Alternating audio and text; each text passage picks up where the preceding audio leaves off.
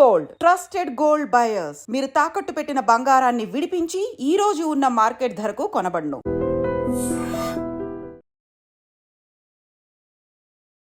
Great respect to anybody who studies medicine అండి. Thank you. Acting ప్రయాణం ఎలా కొనసాగుతోంది? మెడిసిన్ ప్రొఫెషన్ ఏదైతే ఉందో కెరీర్ పరంగా నేను చేయలేదండి.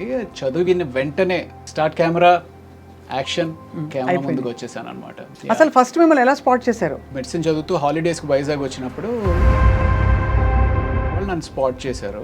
నా ఫొటోస్ అక్కడ ఉండడంతో ఉషాకిరణ్ మూవీస్ వాళ్ళు ఏదో ఆడిషన్ కోసం రావడం, రాళ్ళపల్లి గారితో combination. What a man he is అండి నిజంగానే. 10 days of my experience of getting in to movies మీకు చెప్తే అలా ఎలా అవుతుంది అనిపిస్తుంది. చెప్పండి. సో యాక్చువల్లీ ఉంటావు నాతో వచ్చేస్తావా, ఉస్మానియా యూనివర్సిటీ హాస్టల్లో ఉంటాను, నాతో వచ్చే హాస్టల్కి వచ్చా అని చెప్పేసి అన్నాడు. జైన్సీ పరాంజీ గారు ప్రభాస్ తోటి ఈశ్వర్ సినిమా చేస్తున్నాము, ఏదో ఒక సినిమాలో ఛాన్స్ ఓకే అయితే కానీ నేను ఇంటికి రాను అనుకుని బయట కారులో పడుకుని పోయిన రోజులు కూడా ఉన్నాయండి. అయ్యా, యా, అంటే నేను ఇంటికి వెళ్ళను. చాలా అయితే మీరు స్ట్రగుల్ అయ్యారు. Oh my God. How was your experience meeting Prabhas? అంటే నేను ఎలా అనిపిస్తుంది అంటే today he's one of the biggest pan India pan world super star. So Venkatesh గారి కాంబినేషన్తో మీకు చాలా ఇది మంచి ప్రముఖ పాత్ర అందులో. అవును అవును. Tell us about that experience. ఎలా ఉంది? అంటే ఫస్ట్ డే మీరు పడ్డారు. బోటు తిరగబడిపోతే మనుషులందరూ బోటు కింద ఉన్నారు. క్రిటికల్గా ఇంజ్యూర్ అయ్యి ఒక 3 రోజులు షూటింగ్ అయిపోయింది ఆ కెమెరామ్యాన్ గారి వల్ల. బీయింగ్ ఎ డాక్టర్ మీకు అదనంగా you will have a certain aura. అది మీకు ఇండస్ట్రీలో లభించిందా? Extra respect or small cherry? Maybe yeah, definitely ఉంటుందండి. చదువుకుని డాక్టర్ అంటారు కదా, డాక్టర్ చదివాడు కదా అన్నట్టుగా. అందులో ఒక 2 సిచ్యువేషన్స్ చెప్పాలి అంటే, ఒకసారి ఎప్పుడో అన్నారనమాట, డాక్టర్ వైపే బతికిపోయావా నువ్వు అని చెప్పి. తర్వాత ఫైట్ మాస్టర్ కనల్ కన్నన్ అని చెప్పి ఒక అతను ఉన్నాడులేండి. అప్పుడు మధ్యాహ్నానికి ఎవరో చెప్పారు. అప్పటి నుంచి ఇంకా ఆయన బాడీ లాంగ్వేజ్ మారింది. ఓపిక చాలా కావాలని సినిమా ఇండస్ట్రీలో ఉండాలంటే. ఇప్పుడు ఓకే, మనం అంటే ఏదో చిన్న చిన్న క్యారెక్టర్స్ సపోర్టింగ్ రోల్స్ చేస్తున్నాము, ఓపిక్గా ఉండొచ్చు అనుకుంటాం. పెద్ద హీరోలు ఫ్లాప్ అయ్యి కూడా మళ్ళీ బౌన్స్ బ్యాక్ అయిన హీరోలు ఉన్నారు. గేమ్ చేంజర్ గురించి ఇష్టం వచ్చినట్టు రాశారు. నాకు రామ్ చరణ్ గారితో I have one wonderful experience. Acharya shooting చేసినప్పుడు మేము మారేడుమిల్లి షూట్ చేస్తున్నాం అన్నమాట. చిరంజీవి గారు అప్పుడు జిమ్ చేసుకుంటూ ఉన్నారు. ఏంటి రవి మీరు వెళ్ళిపోతారన్నారు కదా, వెళ్ళలేదా అంటే, లేదు సార్. అవునా, సరే ఓ పని చేయి, రేపు నేను 3 o'clockకి ప్రైవేట్ ఫ్లైట్లో వెళ్ళిపోతున్నాను, నాతో వచ్చేయన్నారు. Can you imagine that? Chiranjeevi గారితో ప్రైవేట్ ఫ్లైట్లో. మీరు ఎప్పుడైనా డైరెక్ట్ చేసే ప్రొడ్యూస్ చేసే ఆలోచన ఉందా? నేను ఒకటి actually I'm sure you would like it.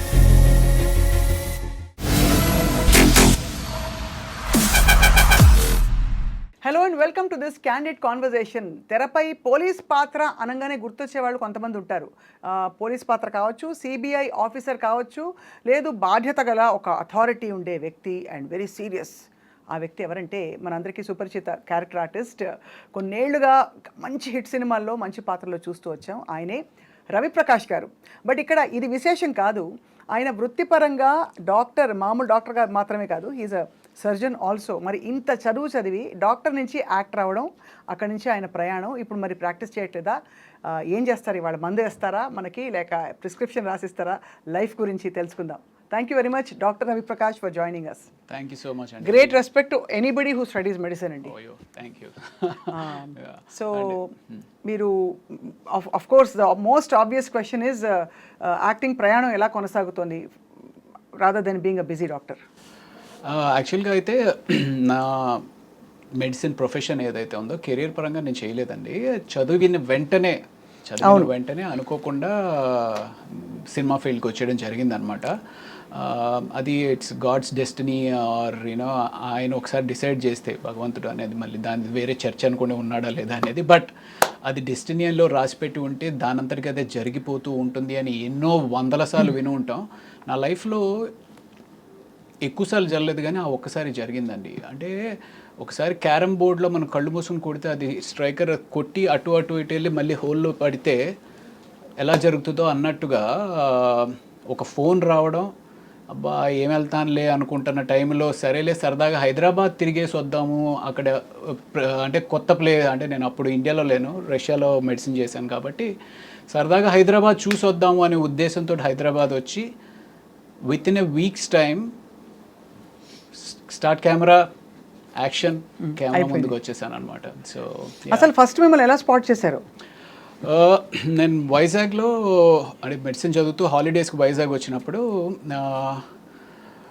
ఒక ఏదో మోడలింగ్ షోస్ ఇవి అవి ఏదో అనుకోకుండా అది ఒక చక్కటి మెమరీ అండ్ ఇట్స్ అనుకోకుండా జరిగిన ఒక సిచ్యువేషన్ ద్వారా ఒక మోడలింగ్ ఏజెన్సీ వాళ్ళు నన్ను స్పాట్ చేశారు. స్పాట్ చేసిన తర్వాత సరే ఆ మోడలింగ్ ఏజెన్సీతో నేను పెద్ద అసోసియేట్ అయి ట్రావెల్ అయింది ఏం లేదు, కానీ ఆ టైంలో ఫొటోస్ తీయించుకున్నాం. ఆ ఫొటోస్ ద్వారా ఇంకొక ఫ్రెండ్ ద్వారా సత్యానంద్ అని చెప్పి వైజాగ్లో ఎవరైతే యాక్టింగ్ గురువు గారు ఉన్నారో, one and only big acting గురువు గారు and who has launched n number of heroes to the industry. అయితే ఆయన్ని కలవడం జరిగింది. ఆయన దగ్గర నేను నేర్చుకుని ట్రావెల్ అయ్యి అంటే ఒక long period of time acting నేర్చుకుంది లేదు, కానీ ఆయన దగ్గర నా ఫొటోస్ అక్కడ ఉండడంతో ఉషాకిరణ్ మూవీస్ వాళ్ళు ఏదో ఆడిషన్ కోసం రావడం, అది కూడా 5 నెలల క్రితం చూసిన ఫొటోస్కి నాకు అన్నట్టుగా ఫోన్ రావడం, అదంతా ఒక డెస్టినీ అంతే. ఎందుకంటే 2000 సంవత్సరంలో మీరు కథానాయకుడిగా అడుగుపెట్టారు ఇండస్ట్రీలోకి. But of course destiny had it planned otherwise. Character ఆర్టిస్ట్గా మనకి ఈ పాత్రలకు కావాలి రవి గారు అని చెప్పి. సో అసలు ఫస్ట్ కెమెరా ఫేస్ చేసినప్పుడు భయమే లేదా? అంటే సత్యనారాయణ గారి ట్రైనింగ్ వల్ల? లేదండి, చాలా భయం వేసింది. అంటే మామూలుగా చనిపోయిన తర్వాత ఫ్రీజర్లో పెడతారు, నన్ను కెమెరా ముందు పెట్టి ఫ్రీజర్లో పెట్టేశారు అనమాట. ఐ వాజ్ లైక్ పైనుంచి కింద వరకు ఐస్ గడ్డలాగా అయిపోయాను. అంటే ఆడిషన్స్కి పిలిచినప్పుడు నన్ను వచ్చి ఆ సత్యానంద్ గారి దగ్గర నేర్చుకున్న కొద్దిపాటి యాక్టింగ్ ఏదైతే ఉందో సీన్ చెప్పారనమాట. ఇలాగ మీ నాన్నగారు నిన్ను పెళ్లి చేసుకోమంటున్నారు, కానీ నీకు పెళ్లి చేసుకోవడం ఇష్టం లేదు, ముందు కెరియర్లో సెటిల్ అయిన తర్వాతే నువ్వు పెళ్లి గురించి ఆలోచిద్దాం అనుకుంటున్నావు, సో ఇది సీన్ వచ్చే ఇక్కడ మీ నాన్నగారు ఉన్నారు వచ్చి చేయమంటే చాలా క్యాజువల్గా ఆ ఏజ్లో జనరల్గా ఉండే సిచ్యువేషన్ అది. సో నేను వచ్చేసి నాన్న నాకు పెళ్లి చేసుకోవడం ఇష్టం లేదు ఇది అది అని చెప్పి, దాని తర్వాత ఇంకొక సీన్ ఏదో ఇచ్చారు, ఆ సీన్ కూడా చేసేసా. తర్వాత ఇంకో కాస్టింగ్ డైరెక్టర్ ఎవరో వస్తారు అని చెప్పి ఆయన్ని పిలిపించారు. యాక్చువల్లీ ఆయన ఎవరైతే ఉన్నారో నా జీవితాన్ని తర్వాత మళ్ళీ ఒక స్టేబుల్గా యాక్ట్ అనేది చేసిన రామానంద్ అని చెప్పి ఆయన్ని పిలిపించారు. ఆయన మళ్ళీ ఏదో కొన్ని ఆడిషన్స్ చేశారు. సో ఇదంతా ఒక 5 రోజుల టైంలో జరిగిపోయిన తర్వాత నెక్స్ట్ డే షూటింగ్ అని చెప్పారు. షూటింగ్ ఏంటి అంటే ఉషాకిరణ్ మూవీస్లో తేజ అనే సెన్సేషనల్ డైరెక్టర్ ఆ టైంలో ఒక he was like most sorted director for the biggest heroes. అలాంటిది ఆయన బ్యాక్ సపోర్ట్ తోటి రమణ అనే ఒక డైరెక్టర్గా డైరెక్ట్ చేస్తున్నారు. సో ఆ టైం ఏమైంది అంటే సరే వచ్చాము, కెమెరా పెట్టిన తర్వాత యాక్షన్ అన్నారు, అదేదో సీన్ కూడా చెప్పారు, చేసేసారు, బాగానే ఉంది. ఇప్పుడు అంతా చేసిన దాన్ని చిన్న చిన్న ముక్కల కింద క్లోజు షర్ట్ మిడ్ షాట్ అలాంటివి ఏవో మనకు టర్మినాలజీ తెలీదు, అది అసలు ఆ క్రాఫ్ట్ కూడా ఐడియా లేదు. తీసుకొచ్చి పెట్టిన తర్వాత రాళ్ళపల్లి గారితో కాంబినేషన్, అబ్బా what a man he is అండి నిజంగానే. I don't know if you met him or not. అయ్యో చాలాసార్లు. అసలు రాళ్ళపల్లి గారు అంతటి చక్కటి వ్యక్తులు నిజంగానే ఈ భూమి మీద ఉన్నారు కాబట్టి మానవత్వం ఇంకా ఉంది అనిపిస్తూ ఉంటుంది నిజంగా చెప్పాను. సో రాళ్ళపల్లి గారితో కాంబినేషన్. సో మొత్తానికి ఏదో చేసేసాను. ఇప్పుడు రాళ్ళపల్లి గారు వెళ్ళిపోయారు, నువ్వు ఆయన ఉన్నారు అన్న ఊహించుకొని నువ్వు ఇక్కడ ఏదో ఎక్స్ప్రెషన్ ఇవ్వాలి అన్నారు. I was blank, I was totally blank. పెద్ద పెద్ద లైట్లు ఏవేవో మొహం మీద పడతా ఉన్నాయి, వాళ్ళందరూ ఈ ఒక్క చిన్న ఎక్స్ప్రెషన్ చేసేస్తే రిలాక్స్ అవుదాం అనేటట్టు వాళ్ళందరూ నన్ను చూస్తున్నారు అనే ఒక ఫీలింగ్, భయం. సో మొత్తానికి రాలా. అప్పుడు తేజ గారు వచ్చారు, ఏంటి రవి ఏంటి అంటే, సార్ ఏమో సార్ నాకేం అర్థం అవ్వట్లేదండి, నా మైండ్ అసలు కోఆర్డినేషన్లో లేదండి, ఎవరేం చెప్తున్నా నాకేం అర్థం అవ్వట్లేదు, నాట్ గెటింగ్ ఇట్ అని. ఏం చేద్దాం అన్నారు. సరే ఏం చేద్దాం సార్, ఏమో తెలియదు సార్, ప్యాకప్ చెప్పేద్దామా అన్నారు. సరే సార్ ప్యాకప్ చెప్పేద్దామా సార్ అని నేను అనలేదు. సరే అయితే ఇవాళ చాలండి ఆపండి. Imagine your first day, half day shoot కూడా చేయలేదు, ఒక 2 hours ఎంతో చేసాము, దెన్ ప్యాకప్ చెప్పేశారు. సో నెక్స్ట్ డే వచ్చి అదే ఎక్స్ప్రెషన్ సింపుల్గా వచ్చేసింది. But that first whole 1 week అయితే నాకు అమ్మ బాబోయ్ ఎప్పుడు పారిపోదామా హైదరాబాద్ వదిలేసి అని చెప్పి అనిపించింది అనమాట. బట్ అప్పటికి మెడిసిన్ అయిపోయిందా మీది? మెడిసిన్ కంప్లీట్ అయిపోయింది. మెడిసిన్ స్టడీస్ అయింది. బట్ అప్పటికి అనిపించలేదా ఇంత చదివాను నేను, అంటే యాక్టింగ్ తక్కువని కాదు, రైట్. బట్ డాక్టర్ అంటే అసలు డెఫినెట్గా ఒక వేరే ప్రపంచం కదా. అవును. మీకు ఎలా సింక్ అయింది? ఇంట్లో వాళ్ళు ఏమన్నారు, ఎందుకురా ఇంత చదివి నువ్వు ఇలా చేస్తున్నావని? అది అంటే ఎప్పుడు ఇంట్లో ఎటువంటి రెస్ట్రిక్షన్స్ లేదండి. ఇంట్లో ఏంటి అంటే ఓకే నువ్వు చేస్తావా చెయ్యి. అండ్ అప్పుడు కూడా నేను ఆ సినిమా చేస్తున్నప్పుడు ఏమనుకున్నాను అంటే అది ఒక 2 నెలల పాటే షూటింగ్ చేస్తాము అయిపోతుంది. అసలు హిట్ అంటే ఏంటి, ఫ్లాప్ అంటే ఏంటి, హిట్ అయితే నీ లైఫ్ ఎలా ఉంటుంది, ఫ్లాప్ అయితే నీ లైఫ్ ఎలా ఉంటుంది అనే ఆలోచించే టైం కూడా లేదనమాట. సీరియస్గా హైదరాబాద్ వచ్చాను, ఫస్ట్ డే ఒకళ్ళు ఆడిషన్ చేశారు, సెకండ్ డే ఆడిషన్ చేశారు, థర్డ్ డే ఫోటో షూట్ అన్నారు, 5th డే హీరోయిన్ తోటి షూట్ అన్నారు, టెస్ట్ షూట్ అన్నారు, 6th డే షూటింగ్ స్టార్ట్ అయింది. అంటే నేను అసలు ఏం చేస్తున్నాను కూడా తెలియదు. సో నాకు అనిపించింది ఏంటి అంటే ఓకే ఒక 2 నెలల పాటు షూటింగ్ అంటున్నారు, షూట్ చేసేద్దాం, తర్వాత ఏదైతే అది అయింది అనే ఉద్దేశంతో నేను ముందుకెళ్ళిపోయాను. సో మెడిసిన్ అనేది కాంప్రమైజ్ అయిపోతుంది, మళ్ళీ నేను వెనక్కి వెళ్ళను, ఇవన్నీ అప్పుడు ఆలోచించలేదన్నమాట. ఆలోచించలేదు. You thought you would make it out here and అది అప్పుడు అంటే నేను ఇక్కడ ఉండిపోతాను కంప్లీట్గా అసలు ఇక్కడే సెటిల్ అయిపోతాను అనేది అయితే నేను నిజంగా చెప్పిన ఆలోచించలేదు. ఆలోచించకుండా ఆ సినిమా ఫెయిల్ అయింది. అవును. ఆ సినిమా ఫ్లాప్ అవడంతో ఏమైంది అంటే అప్పట్లో ఉండే యూత్లో ఉండే పట్టుదల ఉంటుంది, ఒక అమాయక పట్టుదల లేకపోతే అమాయక వెర్రితనమో తెలియదు కానీ సో ఫెయిల్ అయ్యాము, will have to prove our selves అనే. అంటే అక్కడ మేజర్గా ఏమనిపించింది అంటే ఈడి క్రాఫ్ట్ రాదు, ఈడి క్రాఫ్ట్ తెలీదు అనేది ఏమన్నా అనుకుంటున్నారా అన్నట్టుగా. So 1.5 year I started learning the craft. అసలు యాక్టింగ్ అంటే ఏంటి, వాట్ ఈస్ ఇట్. సో అప్పుడు నేను ఇందాక చెప్పాను కదా రామానంద్ గారు అని చెప్పి, ఆ రామానంద్ గారు ఒక యాక్టింగ్ ఇన్స్టిట్యూట్ స్టార్ట్ చేస్తున్నాను, do you want be part of it అన్నట్టుగా మాటల్లో ఏంటి అంటే ఆయన ఒక ఇన్స్టిట్యూట్ పెట్టారు. ఆ ఇన్స్టిట్యూట్లోనే నేను కూడా ఒక రూమ్లో ఉండి, నా ఇల్లు కూడా అదే అయ్యి ఆ ఇన్స్టిట్యూట్లోనే రోజు క్లాసెస్ అవుతుంటే, సో దాన్ని I started learning what is acting and what is the craft. It's very surprising. అంటే ఆఫ్టర్ ఇన్వెస్టింగ్ మెడిసిన్ ఎంత 7 years కదా రష్యాలో? 7 years, right. Yeah. And tough life కదా రష్యాలో? టఫ్ లైఫ్ ఆ టైంలో. అందులో అప్పుడు సెల్ ఫోన్స్ లేవు, మీకు పెద్దగా అంత సెల్ ఫోన్ కాదండి. మేము రష్యాలో అక్కడి నుంచి ఇండియాకి ఫోన్ చేయాలి అంటే అట్లీస్ట్ 1.5 hour ట్రావెల్ చేసి మంచులో ఏది -20 -30 degreesలో ట్రావెల్ చేసి అక్కడ సెంట్రల్ పోస్ట్ ఆఫీస్ అని ఉండేది. ఆ సెంట్రల్ పోస్ట్ ఆఫీస్ ఏంటంటే 9 to 9:30 50% డిస్కౌంట్ ఏదో ఉండేదన్నమాట. సో ఆ 50% discount only from 9 to 9:30. 9 to 9:30కి వెళ్ళేటప్పటికి ఒక పెద్ద లైన్ ఉండేదన్నమాట. సో అక్కడి నుంచి చేసి మళ్ళీ డబ్బులు ఎక్కడ ఎక్కువ ఖర్చు అయిపోతాయంటే నేను బాగానే ఉన్నాను, నాకేం ఇబ్బంది లేదు అని చెప్పి ఒక 2 మాటలు చెప్పి ఫోన్ పెట్టాడు అంతే. ఫుడ్ ఎలా అడ్జస్ట్ అయ్యారు రవి గారు? ఇక్కడ నుంచి వెళ్ళే వాళ్ళు చాలా కష్టపడతారు, అవును. అందులో తెలుగు వాళ్ళు కొంచెం తెలుగు భోజనం అలవాటైన వాళ్ళకి. ఆ రోజుల్లో ఇండియన్ కమ్యూనిటీ కూడా పెద్ద లేదు కదా అక్కడ. అప్పుడు ఏం లేదు. అంటే మేజర్గా అందరికీ అంటే మాకు చెప్పింది ఏంటి అంటే పచ్చళ్ళు అవి తీసుకుని వెళ్ళండి అన్నట్టుగానే. ఫస్ట్ ఆల్మోస్ట్ 2 weeks వరకు అక్కడ బ్రెడ్ అయితే దొరుకుతూ ఉండేది. ఆ బ్రెడ్ కూడా మనకు అలవాటు ఉండదు కదా. సో బట్ బ్రెడ్ పచ్చడి అనేది మాత్రం ఫస్ట్ 2 weeks. మన చిన్నప్పుడు బ్రెడ్ అంటే జ్వరం వచ్చినప్పుడు పెడతారు, బ్రెడ్ పాలు అంటే. కరెక్ట్. అలా అడ్జస్ట్ అయ్యారు. సో అలా అంటే ఇంచుమించుగా జ్వరం వచ్చినప్పుడు పరిస్థితి అక్కడ అనమాట. అంతా ఏం తెలియదు, విపరీతమైన చలి. So yeah. But Russia is also అంటారు, forgive me, but the land of beautiful girls. Oh my God, yeah. అంతే. Definitely. సో ఎలా ఉండేది అట్లా లైఫ్? అసలు లైఫ్ షిఫ్ట్ అయిపోయాక డిడ్ యూ ఇమాజిన్ వెళ్లే ముందు తెలుసా మీకు రష్యా ఇలా ఉంటుందని? Had you travelled before that? Never. చూసిన వైజాగ్ హైదరాబాద్ అబ్రాడ్ అసలు ఫ్లైట్ ఎక్కింది ఫస్ట్ టైం.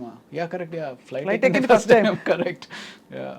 సో అలా అంత కష్టపడి తిరిగి వచ్చి, but anyway you had to become an actor. Destiny అలా తీసుకొచ్చింది. సీరియస్లీ అంటే probably 10 days of my experience of getting in to movies మీకు చెప్తే అలా ఎలా అవుతుంది అనిపిస్తుంది. చెప్పండి. సో యాక్చువల్లీ నాకు around 3 o'clock I got a call Satyanand గారి దగ్గర నుంచి. రవి గారు ఇలాగ ఉషా కేర్ మూవీస్లో హీరో కింద ఆడిషన్ చూస్తున్నారు, మీకైనా ఇంట్రెస్ట్ ఉందా అంటే, సార్ లేదు సార్ 2 నెలలు అసలు నిద్రపోలేదండి, ఫైనల్ ఎగ్జామ్స్కి విపరీతంగా చదువుతాను, కళ్ళన్నీ లోపలికి వెళ్ళిపోయి ఫుల్ డార్క్ సర్కిల్స్ అన్నీ వచ్చేసినాయండి. లేదండి ఊరికే తిరిగేసి రండి హైదరాబాద్ ఏముంది అని అన్నారు. సో ఆయన ఫోన్ ఆ టైంకి నేను ఎత్తకపోయినా, అంటే అప్పట్లో అన్ని ల్యాండ్ లైన్సే కదా, సో ఫోన్ నేను ఆ టైంలో లేకపోయినా నేను మిస్ అయి ఉండేవాడిని. ఆ రోజు ఉదయం అరౌండ్ 8 o'clock 9 o'clock మేము అందరం ఫ్రెండ్స్ అందరం బీచ్కి వెళ్ళాం. అందులో 2 ఫ్రెండ్స్ సరే సాయంత్రం హైదరాబాద్ వెళ్తున్నాం రా అని వాళ్ళు చెప్పారు.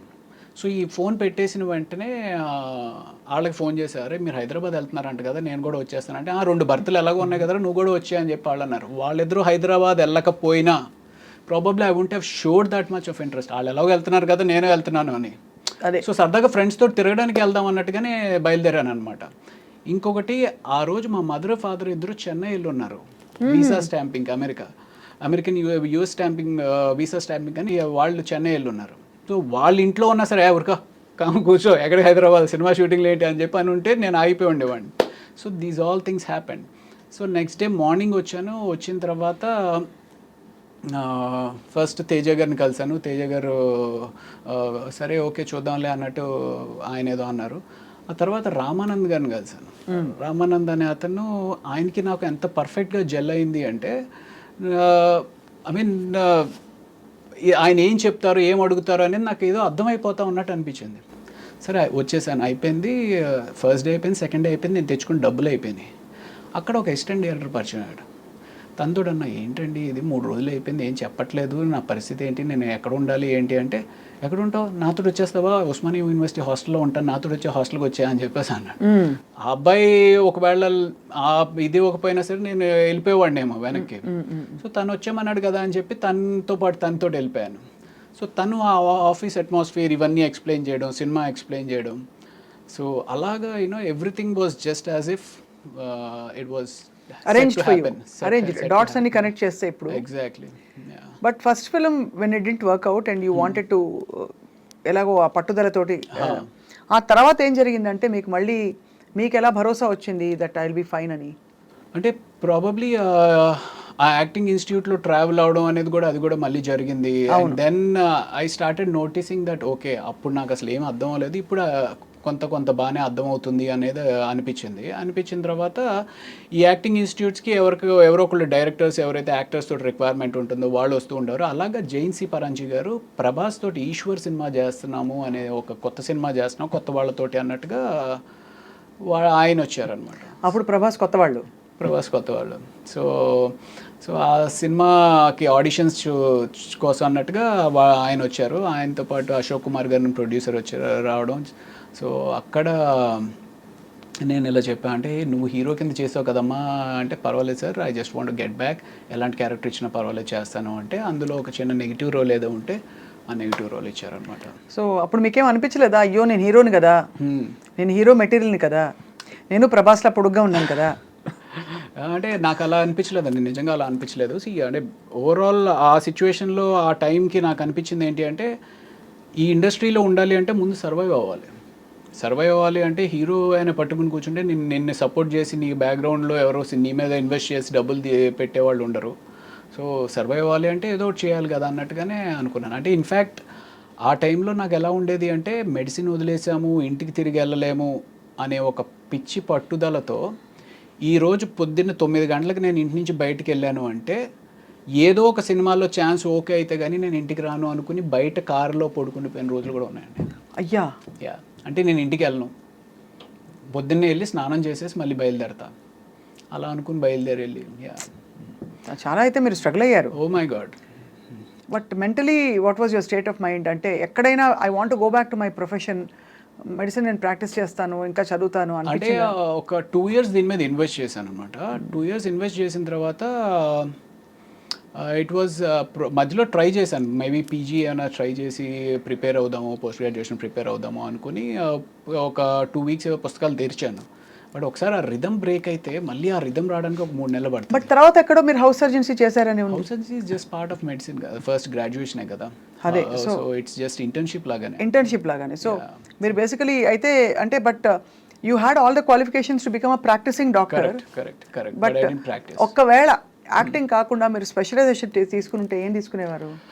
నాకు ఎండోక్రోనాలజీ కానీ డర్మటాలజీ కానీ ఇంట్రెస్ట్ ఉండింది. ఓకే, డర్మటాలజీ చేస్తే బాగుండేది కదా మా అందరికి కూడా. మీరు చెక్కాలి. సో అలా మరి మొత్తం ఇప్పుడు మీకు మందులు మీరే వేసుకుంటారా? మోస్ట్లీ అండి. మోస్ట్లీ అంటే యు నో నౌ కదా everything. That's one common question మనకి చాలా మంది అడుగుతూ ఉంటారు సార్, డాక్టర్లు వాళ్ళే ట్రీట్మెంట్ చేసుకుంటా ఉంటారు. అన్ని వేళలా అవ్వకపోవచ్చు కానీ మోర్ ఆర్ లెస్ ఆ బేసిక్స్ అన్ని మాకే. ఇప్పుడు నేను మెడికల్ ఇంటర్వ్యూస్ చేస్తానండి. I have done about 2000-3000 medical interviews వేరే చోట. I think I'm half a doctor. ఏమీ తెలియదు నేనే అలా అనుకుంటే, మీరు యాక్చువల్గా డాక్టర్ అయింది ఇంకా ఎంత అనుకోవాలనుకుంటాను.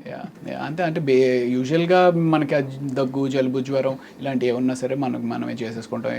చిన్న ఏమైనా ఎలర్జీస్ కానీ అలాంటివి అన్నా సరే మనమే ట్రీట్ చేసుకుంటాం.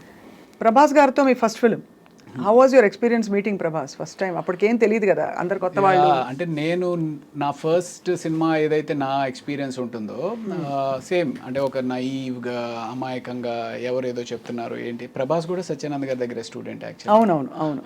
సో అలాగా అప్పుడు తను వచ్చినప్పుడు అలా ఉండేవాడు. బట్ తను మంచి పర్సనాలిటీ అండ్ అంటే తను వాక్ చేసినప్పుడే నాకు అనిపించేది, ఓ మ్యాన్ అసలు ఎంత మ్యాన్లీగా ఉంది తిని వాక్ అనేది. నాకు అప్పుడు ఒక మారుతి కారు ఉండేది అనమాట. షార్ట్ గ్యాప్లో వచ్చి తను కార్లో పడుకునేవాడు. అంటే రాత్రంతా అంటే ఈ షూటింగ్ టైర్డ్నెస్ తోటి ఇంకొక 2 గంటలు పడుకొనిస్తే బాగుండు కదా అంటూ ఉండేవాడు అనమాట తను. So that was a wonderful experience. ఎలా అనిపిస్తుంది అంటే today he's one of the biggest pan world super star. ఇప్పుడు if you met him Ravi గారు, would you have the same vibe? Because you sort of started off together. ఇద్దరికి ఈ మధ్య అంత పరిచయం ఉంటుందంటారా? I don't know. You don't know. You haven't probably been in that situation yet. So Eshwar తర్వాత క్యా హువా? ఈశ్వర్ తర్వాత అందులో నెగిటివ్ రోల్ చేసిన తర్వాత వైవిఎస్ చౌదరి గారు సీతయ్య అని చెప్పి హరికృష్ణ గారితో ఒక సినిమా చేస్తా ఉన్నారు. అవును, సీతయ్య తెలుసు కదా. సీతయ్య ఎవరి మాట విండు, సీతయ్య మేము వాడుకుంటాం. కానీ నేను సీతక్క అని మార్చుకున్నా నా గురించి. ఓకే. సో ఆ సినిమాలో ఒక సిమిలర్ నెగిటివ్ రోలే. బట్ ఆ నెగిటివ్ రోల్తో పాటు ఒక వండర్ఫుల్ సాంగ్ అండి, కీరవాణి గారు కంపోజ్ చేసిన సాంగ్, ఆదిశంకర్లో సౌందర్య లహరి అని చెప్పి ఒక సాంగ్. ఆ సినిమా దట్ హ్యాపెండ్. దీని తర్వాత Eshwar led to that Seethayya.